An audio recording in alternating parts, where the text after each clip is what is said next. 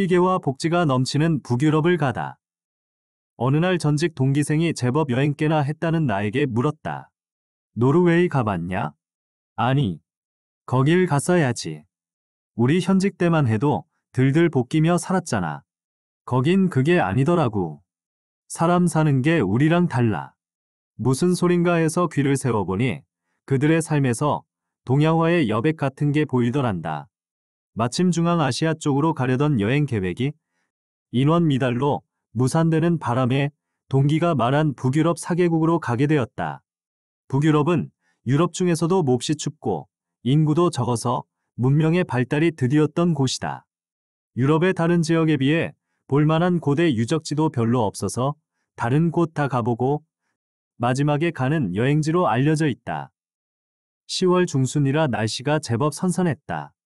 현직인 아내가 차로 공항버스 타는 곳까지 데려다 주었다. 출근하기엔 이른 시간인데도 일부러 나를 태워다 주고 직장으로 갔다. 퇴직하고 탱자탱자 혼자 놀러 다니려니 좀 미안하다. 누구처럼 밥을 해놓고 아내를 기다려주는 재주도 없어서 생각해보니 이 시대의 강큰 남자임에 틀림없다. 핀란드 여객기를 탔는데 우리 국적기 못지않게 깨끗하고 기내식 서비스도 좋았다. 9시간 반을 비행하여 헬싱키에 도착한 후 덴마크 여객기로 갈아타고 1시간 반을 더 가니 안데르센의 나라 덴마크의 수도 코펜하겐이었다. 아마 맨 남쪽에 있는 이 나라를 먼저 보고 북상할 모양이다. 북유럽 4개국은 생겐 조약 국가로 헬싱키에서 환승 전에 입국 수속을 한 번만 밟으면 그 다음부터는 별도의 복잡한 입국 수속을 하지 않는단다. 코펜하겐에 도착한 시간은 현지 시각으로 오후 5시, 우리 시간으로 자정이어서 저녁을 먹고 곧장 호텔에 들었다. 둘째 날부터 본격적인 관광이 시작되었는데 인천에서부터 동행한 가이드 외에 가는 나라마다 현지 교민 가이드가 붙었다. 코펜하겐의 현지 가이드는 나이가 많아 보였지만 목소리도 카랑카랑하고 정열적인 여자였다. 덴마크는 이민을 안 받는 나라라는데 어떻게 왔느냐고 물으니 다치는 수가 있으므로 과거는 묻지 말란다. 이분의 안내로 17세기에 지어졌다는 웅장한 프레데릭스보르 왕궁과 니하웅 운하, 인어 공주상 등을 둘러보았다. 덴마크의 베르사유로 불린다는 프레데릭스보르는 초록빛 가득 끝없이 펼쳐진 정원과 잘 가꿔진 나무, 잔잔한 호수가 인상적이었다. 시선이 닿는 곳마다 평온함을 주는 그림 같은 풍경이 잊을 수 없는 감동을 선사했다. 17세기의 왕궁으로 지어졌는데 지금은 맥주회사에서 매입하여 박물관으로 쓰고 있었다. 현재 국왕이 거처하는 아말리엔보르 왕궁은 시내에 있었고 셰익스피어의 햄릿 무대인 크론보르 성은 2시간 정도 북쪽으로 더 올라간 곳에 있다는데 가보지 못했다. 우유부단한 인간형의 대명사로 죽느냐 사느냐 그것이 문제로다라는 대사로 유명한 햄릿은 덴마크의 왕자였다. 가이드 이야기를 들어보니 이 나라가 지금은 이렇게 쪼그라들었지만 과거에는 전 북구를 지배한 적이 있는 강국이었단다. 작은 배를 타고 운하를 유유히 유랑하면서 파스텔톤의 알록달록한 건물들과 야외 카페, 운하 주변에서 휴식을 취하는 사람들에게서 코펜하겐의 여유를 느낄 수 있었다. 편안하고 여유로운 삶을 뜻하는 휘게라는 말이 한때 한국에까지 유행어가 된 적이 있다.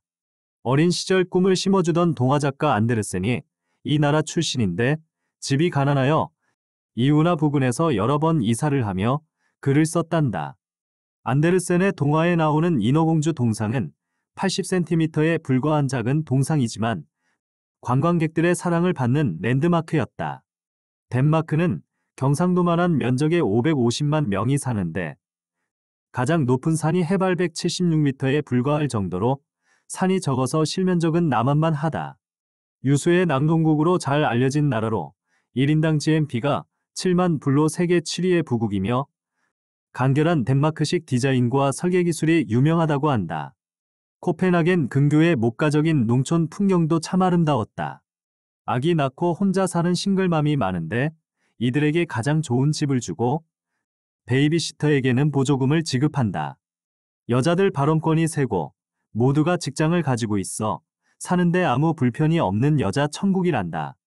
인종은 핀란드를 제외한 스칸디나비아 국가 모두가 북게르만족으로 키가 크고 두상이 작으며 눈동자가 파란 구슬 같은 미남 미녀가 많아서 시쳇말로 짜증이 난단다.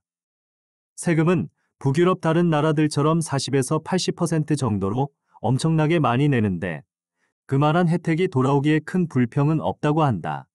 18세 성년이 되면 부모와 별거하며 대학생에게는 매월 140만 원씩 생활비를 주고 외국 유학까지 교육비를 보조해 준단다. 대형 유람선을 타고 밤을 새워 노르웨이 수도 오슬로로 향했다. 나는 2층 침대를 썼는데 간간히 파도가 칠 때마다 침대가 사시나무 떨듯 가늘게 떨렸다. 아렉한 사람이 요가라도 하나 싶었는데 그게 아니었다. 바다가 출렁일 때마다 내 몸도 따라 출렁이는데 꼭 물침대에 누운 듯했다. 하룻밤 자고 나니 목적지에 도착해 있어서 참 편리했다. 잠자는 새 이동을 하니 일거양득이라고나 할까. 선내에서 저녁과 아침을 뷔페식으로 먹었는데 음식도 아주 훌륭했다. 오슬로에서는 유학 중인 한국 여학생이 와서 안내를 해주었다. 오슬로는 위도가 높아 아주 추울 것 같은데 멕시코 난류의 영향으로 그렇지가 않단다. 1월 한겨울 기온이 섭씨 4에서 5도로 서울보다 따뜻하다고 했다. 가로수는 피나무가 많았는데 잎사귀에 노란 단풍이 들어 얼핏 보기에 은행나무 같았다. 노벨 평화상을 시상하는 오슬로 시청을 둘러보고 미술관에 들러 뭉크의 그림을 보았다. 표현주의 미술의 대가로 알려진 뭉크가 노르웨이 출신이란 걸 처음 알았다. 여성 해방론의 선구자가 된 희곡, 인형의 집을 쓴 입센도 이곳 출신이다. 이곳은 풍경이 아름답고 공기가 좋은 대신 겨울 해가 짧고 날씨가 좋지 않아 일을 가장 적게 하는 민족으로 알려져 있다. 10월만 되면 호텔도 문을 닫고 휴가를 가거나 스키장에 가서 일한다. 100년 전만 해도 산업이라고 해야 대구 정어리나 건져 올려 먹고 사는 나라였는데 사회적 합의로 혁신이 가능한 나라가 되면서 복지 천국이 되었다고 한다. 명목 국민소득은 7에서 8만 불 수준으로 높지만 북유럽 4개국 중에서 물가가 가장 높아서 실질 소득은 모두가 고만고만한 듯했다. 생수 한 병에 5에서 6천 원이고 택시를 5분 타면 5만 원이 나온다고 해서 놀랐다. 4인 가족이 외식을 나가면 16에서 20만 원이 나와서 웬만하면 식사를 집안에서 해결하는 편이란다. 햇빛을 볼 수 있는 날이 100일이 채 안 되며 나라의 중부 위쪽으로는 여름에 해가 산등성에 걸렸다가 다시 솟아오르는 백야 현상이 있다. 음침한 날씨 탓인지 스릴러 영화와 변태 성욕자가 많고 근년에는 동유럽 조폭들이 몰려와 여유롭고 살기 좋던 나라 분위기가 팍팍해지고 있다는 이야기도 나왔다. 시내 관광을 마치고 노르웨이 서남부에 위치한 세계 자연유산 게이랑에르 피오르드와 베이아 빙하를 보기 위해 해가 지는 방향으로 계속 버스를 달렸다. 10월 중순이라 산빛이 노란 단풍 아니면 초록이었는데 노란 단풍은 자작나무, 초록은 가뭄비나무란다. 1994년 동계올림픽을 개최한 호반의 도시 릴레함메르를 지나 땅거미가 질 때쯤 숲속 펜션 같은 호텔에 도착했다.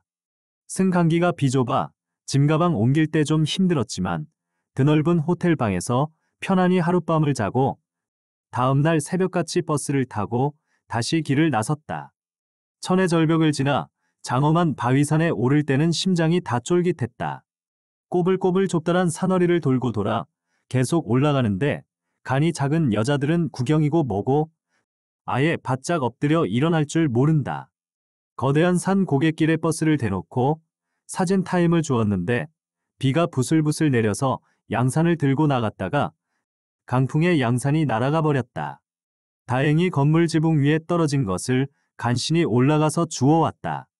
산 계곡 비탈마다 하얗게 쌓인 눈처럼 보이는 것이 있었는데 알고 보니 눈이 아니라 빙하 녹은 물이 흘러내리고 있었다. 주변 높은 산 위에서 떨어지는 수많은 절벽, 폭포가 웅장함을 더해준다. 무수한 폭포가 요란한 소리를 내며 피오르드에 떨어지는 모습이 장관이었다. 이곳 게이랑에르는 잔잔하고 푸른 바닷물과 다양한 지형의 협곡이 아름다워 노르웨이의 피오르드 중 으뜸이라 한다. 넷째 날은 산악열차를 타고 노르웨이 피오르드 중 가장 크다는 속내 피오르드를 둘러보았다. 인간의 범접을 허용치 않으려는 듯 쳐다만 봐도 아찔한 장대한 바위산들. 등산객이 즐겨 오르는 아기자기한 한국의 산과 비교된다. 자연 풍광만으로 훌륭한 관광자원이 될 수 있다는 점이 여간 부럽지가 않다. 속내 피오르드를 찾는 관광객만 연간 50만 명이라 한다. 어딜 가나 노란 자작나무 단풍이 지천이다.